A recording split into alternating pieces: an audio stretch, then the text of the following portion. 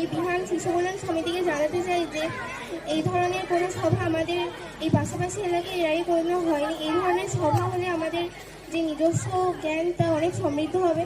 আমরা চাই যে এই ধরনের সভা আমাদের এই নিজ নিজ চাই, মানে এই এলাকাতে যেন আরও হয়।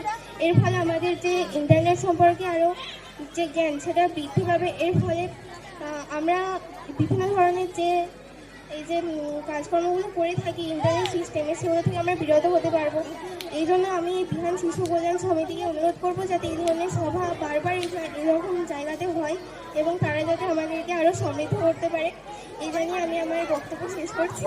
মঞ্চে উপস্থিত থেকে যে বিষয়গুলি লক্ষ্য করলাম সেগুলি হলো আমাদের জীবনের প্রত্যক্ষ পরোক্ষভাবে এবং প্রত্যহিক জীবনে আমাদের যে জীবনের ঘটনাগুলি শিকার হই সেই সম্পর্কে আমরা কিছু ধারণা অবগত হতে পারলাম।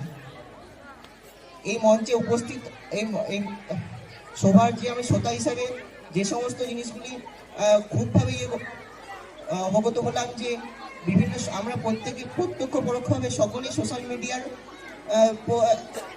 ইউজ করে থাকি, কিন্তু এই সোশ্যাল মিডিয়া ইউজ করার পরেও যে আমরা যে বিষয়গুলি জানি না সেগুলি হলো বিভিন্ন ওটিপির সমস্যা, বিভিন্ন রকমভাবে সোশ্যাল মিডিয়াতে আমাদের প্রতারণা, এছাড়াও বিভিন্ন আমার ভাই বোন এবং দিদি এবং আমার সহপাঠী যে আমার বান্ধবী আছে তাদের যে বিভিন্ন বিপদগুলি তারা শিকার হয়, সেই সমস্ত যে বিপদগুলি তারা লক্ষ্য করে থাকে তাদের যে উপক্রম হওয়ার যে একটা পথ তা আমাদেরকে দেখালেন, সেটার পক্ষে আমরা খুবই ধন্য মনে করছি।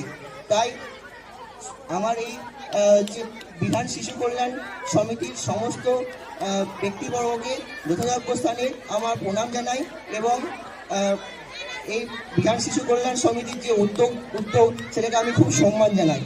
নমস্কার।